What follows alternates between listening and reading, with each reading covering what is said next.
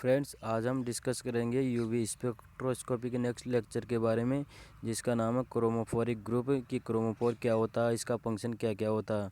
पिछले लेक्चर में हमने effect of solvent in electronic transition के बारे में पढ़ा था कि सॉल्वेंट का इलेक्ट्रॉनिक ट्रांजिशन के ऊपर क्या क्या प्रभाव पड़ता है। आज हम क्रोमोफोरिक ग्रुप के बारे में पढ़ेंगे। तो चलिए लेक्चर को स्टार्ट करते हैं। The term chromophore come from a Greek word. जो क्रोमोफोर शब्द है अपना, वो एक ग्रीक शब्द से आया हुआ है, जिसका अर्थ क्या होता है, क्रोमा यानी कि कलर, एंड फोरस यानी ले जाने वाला। यानी कि अणु के अंदर कोई भी ऐसा समूह होता है जो कलर ले जाता है, उसको क्रोमोफोर के नाम से जाना जाता है। इसकी डेफिनेशन क्या है, देखिए। Chromophore chromophore is defined as any isolated covalently unsaturated bonded group that show a absorption of electromagnetic radiation in visual region now as chromophore। यानी कि कोई भी क्रोमोफोर को इस प्रकार से परिभाषित किया जा सकता है कि कोई भी विलगित अणु, कोई भी विलगित मॉलिक्यूल जो अनसेचुरेटेड हो, असंतृप्त बंध वाला हो, that show absorption of electromagnetic radiation in visual region। यानी कि दृश्य प्रकाश के क्षेत्र के अंदर कोई भी विद्युत चुम्बकीय विकिरण अवशोषण दिखाती है, ऐसे वाले मॉलिक्यूल को किस नाम से जाना जाता है, ऐसे वाले मॉलिक्यूल को क्रोमोफोर के नाम से जाना जाता है। यानी कि दृश्य प्रकाश के क्षेत्र में कोई भी अणु अवशोषण दिखाएगा, वह क्रोमोफोर के नाम से जाना जाता है। इसकी एक सेकंड डेफिनेशन ये है, all the compound which are observed under 400 to 800 nanometre a fair colour to human eyes are called chromophore. ये सेकंड डेफिनेशन ये बता रही है कि सभी यौगिक विच आर ऑब्जर्व जो देखे गए अंडर 400 to 800 नैनोमीटर, यानी कि 400 से 900 नैनोमीटर की रेंज के अंदर जो कोई भी मॉलिक्यूल कंपाउंड है, वो मानव नेत्र के अंदर कलर प्रकट करते हैं, वो क्रोमोफोर के नाम से जाना जाता है। Note, chromophore is a part of molecule. ये दिखा रखा है कि क्रोमोफोर एक मॉलिक्यूल अणु का पार्ट है, पूरा मॉलिक्यूल नहीं है, एक इसमें जुड़ा हुआ पार्ट है। Which are a responsible for colour of molecule, जो कि अणु के कलर के लिए जिम्मेदार होता है। इट में भी फंक्शन ग्रुप, ये एक क्रियात्मक समूह हो सकता है with large number of pi electron, जो बहुत सारे पाई इलेक्ट्रॉनों के साथ, like conjugation double bond. Conjugation double bond का मतलब होता है कि अल्टरनेट एक के बाद एक double bond, single bond, double bond, single bond आता है, उसको कॉन्जुगेशन कहते हैं। इसको हम एक एग्जाम्पल के थ्रू समझते हैं। एग्जाम्पल इसमें बीटा कैरोटीन का ले रखा है। बीटा कैरोटीन ये एक पिगमेंट है जो पादपों के अंदर पाया जाता है, जो कि पादपों के कलर के लिए जिम्मेदार होता है। इसके कारण इसमें पादपों के अंदर नारंगी रंग प्रदान किया जाता है। जैसे नारंगी मौसमी वाले फलों में जो नारंगी कोई भी पत्ते होते हैं, उनके अंदर भी जो कलर अपीयर होता है, वो बीटा कैरोटीन के थ्रू होता है।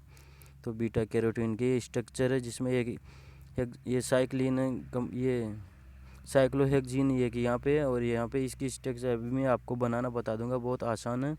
इसके अंदर 40 कार्बन परमाणु और 56 हाइड्रोजन परमाणु पाए जाते हैं। तो इसका ये क्या दिखा रहा है, having 11 double bond and responsible for the orange colour of compound. ये यहाँ पे शो कर रहा है कि ये ऑरेंज कंपाउंड के अंदर ऑरेंज कलर के लिए जिम्मेदार है। तो मैं आपको इसकी बीटा कैरोटीन की एक बार स्ट्रक्चर बनाना बता देता हूँ।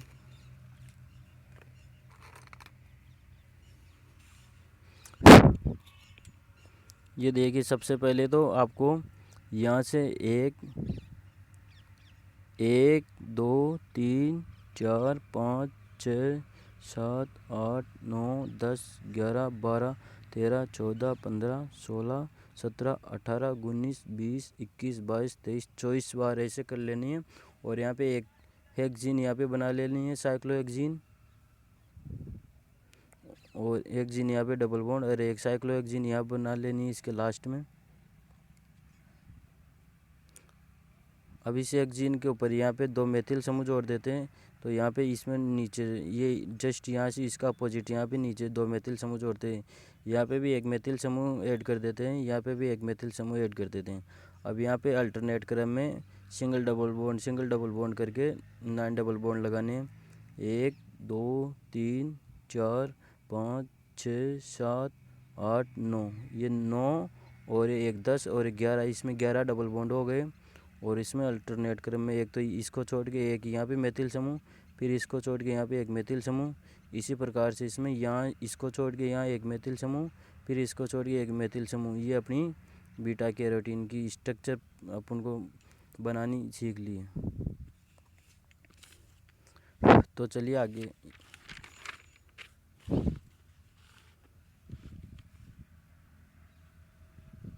अब इसका फर्स्ट तो बीटा कैरोटीन एग्जाम्पल है। इसका सेकंड एग्जाम है वेरियस फूड कलर एजेंट। जो भी हमारे कलर इसमें फूड के अंदर कलर डालते हैं वो सभी एजेंट इसी के अंदर क्रोमोफोरिक ग्रुप के अंदर आते हैं। जैसे बूंदी के अंदर जो कलर ऐड करते हैं वो इसी में आते हैं।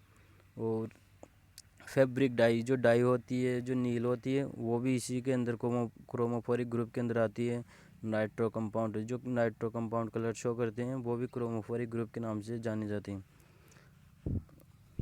अब ये दिखा रखा है कि ये किस प्रकार से लेमडा की वैल्यू को चेंज करता है कि मोर कॉन्जुगेशन, यानी कि जितना ज़्यादा कॉन्जुगेशन होगा तो उसमें उतना ही ज़्यादा लेमडा होगा। यानी कि जो कॉन्जुगेशन ज़्यादा होने से उसका लेमडा ज़्यादा होगा, तो लेमडा ज़्यादा होने से उसमें एक कौन सा शिफ्ट दिखा देने को पड़ेगा, रेड शिफ्ट या बेंथोक्रोमिक शिफ्ट देखने को मिलेगा, जो अभी नीचे डिस्कस करेंगे। तो ये दिखा रखा है मोर कॉन्जुगेशन, यानी कि जितना अधिक कॉन्जुगेशन होगा वह स्पीसीज स्टेबल होती है तो उसके पास एनर्जी की वैल्यू कम होती है। एनर्जी कम होने से उसका जो वेवलेंथ तरंग दैर्ध्य है वो बढ़ जाता है। वेवलेंथ तरंग दैर्ध्य बढ़ जाता है तो ये एक रेड शिफ्ट है जो अपन को देखने को मिलता है। और सेकंड है लेस कॉन्जुगेशन, यानी कि कोई भी अणु के अंदर कॉन्जुगेशन कम पाया जाता है तो वह स्पीसीज कम अस्थायी होती है, यानी कि वह अस्थायी होती है। अस्थायी होती तो उसमें ऊर्जा अस्थायी होने से उसमें एनर्जी का मान अधिक होता। एनर्जी अधिक होने से उसका जो लेमडा होता है वो शॉर्ट हो जाता। ये इस रिलेशनशिप से जाना जाता है कि यानी इसमें एनर्जी हाई होगी तो इसका लेमडा कम हो जाएगा। ये एक दूसरे के इन्वर्सली प्रोपोर्शनल है। तो ये दिखा रखा है कि generally two shift are found which conjugation value, यानी कि कॉन्जुगेशन वैल्यू के साथ अपन को दो शिफ्ट देखने को मिलते हैं। वो दोनों शिफ्ट कौन कौन से, फर्स्ट वाला है बेंथोक्रोमिक शिफ्ट, जिसको अपन रेड शिफ्ट के नाम से भी जाना जाता है। यानी कि कॉन्जुगेशन इज इंक्रीज, यानी कि कॉन्जुगेशन बढ़ने के साथ साथ क्या होता है, मोर number of pi electron produce करने की क्षमता भी बढ़ जाती है। यानी कि जितना ज़्यादा कॉन्जुगेशन होगा सिंगल डबल का, तो उसमें पाई इलेक्ट्रॉन प्रदान करने की क्षमता भी ज़्यादा होगी।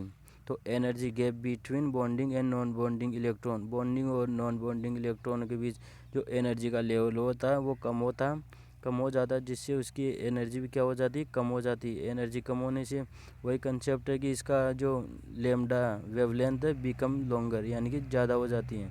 तो this type of shift called as bathochromic या red shift.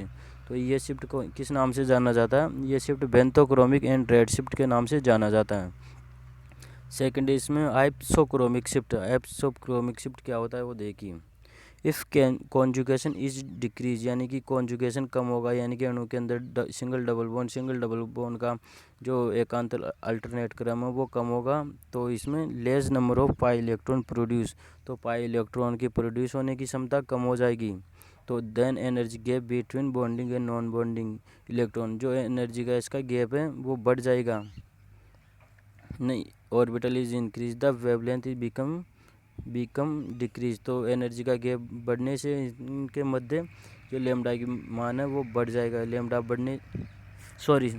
Lambda is decrease, lambda का मान डिक्रीज हो जाएगा। लेमडा का मान डिक्रीज होने से अपन को कौन सा शिफ्ट देखने को मिलेगा, ब्लू शिफ्ट। यानी कि this type of shift is called hypsochromic या ब्लू शिफ्ट के नाम से जाना जाता है। रेड शिफ्ट या ब्लू शिफ्ट हमने पिछले लेक्चर के अंदर डिस्कस किया था, तो आप उसको देखना चाहते हो तो पिछले वाले लेक्चर को देख सकते हो।